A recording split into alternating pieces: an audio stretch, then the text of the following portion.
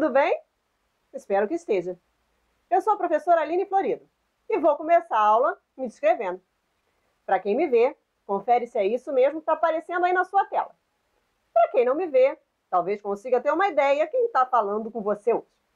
Eu tenho a pele branca, cabelo castanho claro, por aqui na altura dos ombros, olhos pequenos, de cor castanho claro e precisam de óculos. Eu estou usando uma blusa vinho, um colar, atrás de mim tem uma parede bege, uma cortina do outro lado. Nessa parede eu tenho alguns objetos decorativos, umas plantas de um lado, mais plantinhas do outro. Para preparar essa aula, eu fui lá no Material Reeduca e encontrei algumas novidades. Uma delas é os novos personagens, o Ian e a Joana. Eu fui correndo ler os diálogos entre eles. E quando eu estava fazendo isso, lendo ali, eu vi que a Joana contava que morava justamente no mesmo bairro da minha prima. Que coincidência! A Joana e minha prima moram no mesmo bairro, Jacarepaguá. E eu ainda aprendi uma coisa que a Joana contou ali, que o nome Jacarepaguá vem do tupi, a língua dos povos originários, dos indígenas. Iacaré-Upaquá, que significa Vale dos Jacarés, ou Lagoa Rasa dos Jacarés. Aí, eu fui pesquisar mais sobre esse bairro. Sou muito curiosa, sabia? Eu descobri que Jacarepaguá é o 5º bairro mais populoso do Rio de Janeiro. A Joana e minha prima moram num lugar com muita gente. Só tem 4 lugares mais populosos que Jacarepaguá. Assim, pela ordem, tá? Campo Grande, em primeiro lugar. Em segundo, Bangu. Terceiro, Santa Cruz. E o quarto, Realengo. E você? Mora em algum bairro desse que eu falei? Eu já li bastante coisa sobre o bairro de Jacarepaguá. E como eu já tinha ido lá por causa da minha prima, eu até achei bem interessante conhecer essa história. E agora, ainda tem a Joana. Será que você é vizinho dela? Quer ver só? A história do bairro começou em 1594, quando o governador da época, Salvador Corrêa de Sá, doou esse enorme terreno para os seus filhos, o Martim e o Gonçalo Corrêa de Sá. Na época, não tinha esse tanto de gente morando não, tá? Era só terreno mesmo. E era meio abandonado. 3 anos depois que teve essa doação, ela foi confirmada pelo rei de Portugal. O Martim, então, ficou com a área leste da Lagoa de Camorim, onde foram construídos os engenhos da Tijuca, da Nossa Senhora do Desterro e Nossa Senhora da Cabeça, que hoje correspondem ali ao Itanhangá, o Anil, a Freguesia, Taquara, Cidade de Deus, Gardênia Azul e a Barra da Tijuca. Já a outra parte, a do Gonçalo, ela está situada a oeste de Camorim e incluía o que hoje a gente conhece por Vargem Grande, Vargem Pequena e Recreio dos Bandeirantes. A divisa ali, a fronteira entre as duas partes, ficava entre a Pedra Branca e o rio Pavuna. O Martim se dedicou à política, assim como o seu pai, e ele também foi governador do Rio de Janeiro.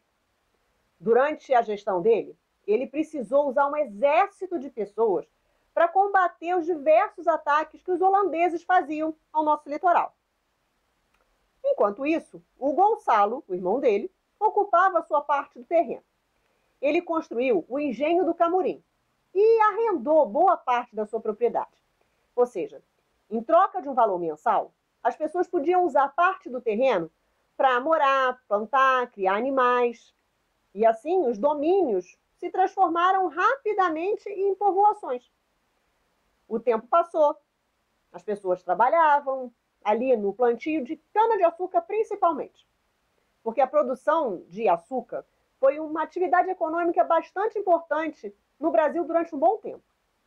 E não era assim, tudo automático, como a gente vê hoje em dia. Era tudo na mão mesmo.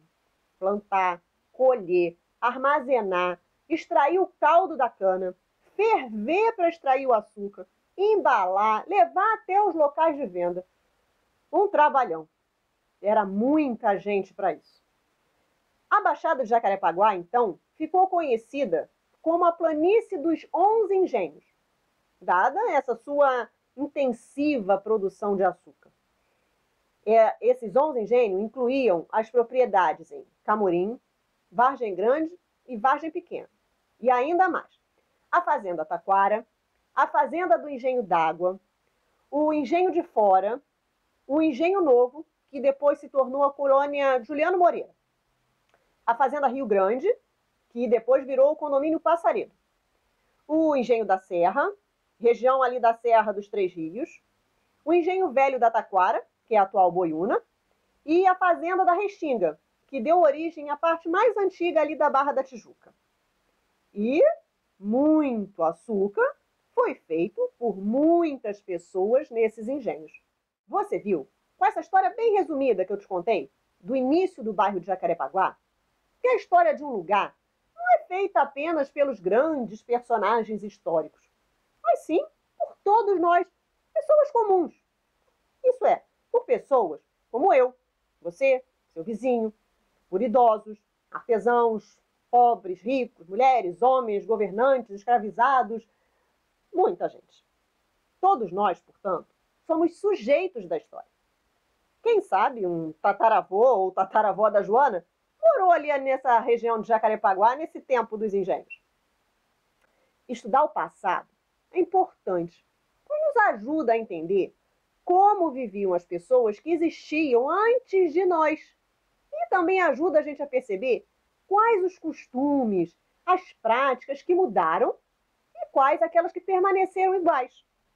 Isso quer dizer que é possível refletir sobre a história com base nas mudanças e nas permanências que a gente identifica na sociedade.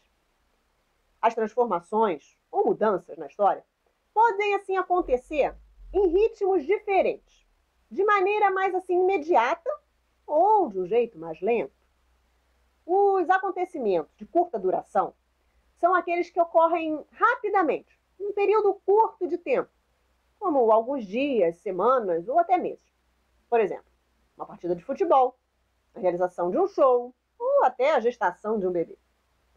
As mudanças de média duração podem ser percebidas assim em alguns anos de vida de uma pessoa, pois ocorrem assim com o passar dos anos, como as inovações que acontecem na tecnologia ou na moda, por exemplo, que faz assim 5, 10 anos.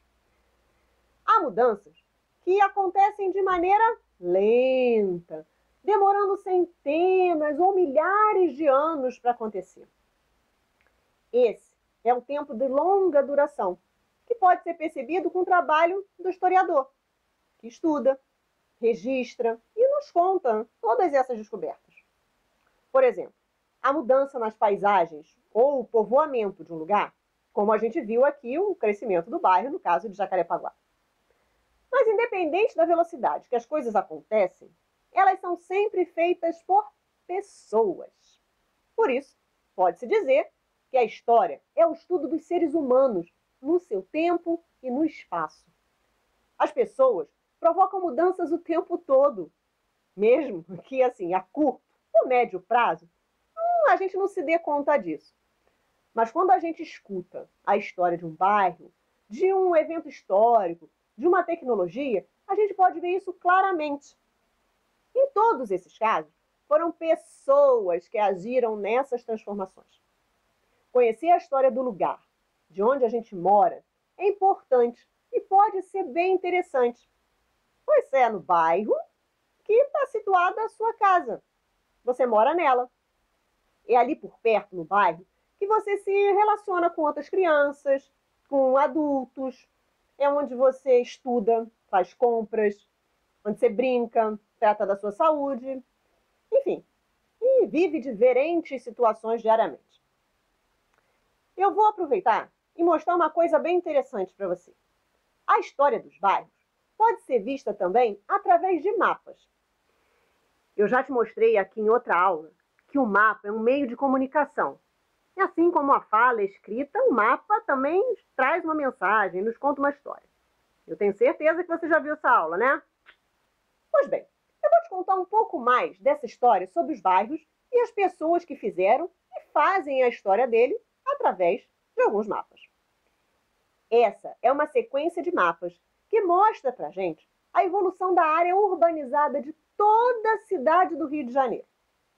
Essa série de mapas aqui nos conta como a cidade do Rio de Janeiro foi ampliando a ocupação por pessoas através dos anos, tá? E vamos ficar de olho nessa área marcada, que é justamente a área do bairro de Jacarepaguá. Essa área rosada é a área urbanizada. Olha como ela aumenta durante a passagem dos anos. E aí, só para lembrar, hein? A área urbanizada é aquela caracterizada pelas edificações que vão acontecendo e também pela existência de infraestrutura urbana. Que aí a gente tem serviços públicos que possibilitam a vida da população, assim como o abastecimento de água, serviço de esgoto, fornecimento de energia elétrica, escola, hospitais, sistema de transporte, policiamento, locais de lazer, bom, enfim. Maior quantidade de pessoas num lugar precisa de mais estrutura para viver. E, ao mesmo tempo, tendo mais estrutura no local, as pessoas vão até esses locais para morar, justamente por conta dessa estrutura. Uma coisa chama a outra, entendeu? Mas a cidade do Rio de Janeiro não tem só o bairro de Jacarepaguá. Aqui mesmo nessa aula, eu já falei mais alguns bairros que ficam ali próximo à região onde a minha prima e a Joana moram. Para a gente poder entender melhor essa história dos bairros, eu vou te mostrar através de um super zoom onde a Joana está nesse nosso planetinha. Fica de olho na tela.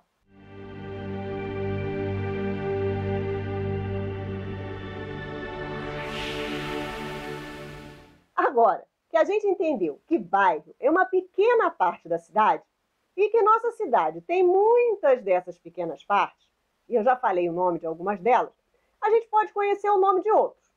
E saiba que cada bairro tem a sua própria história.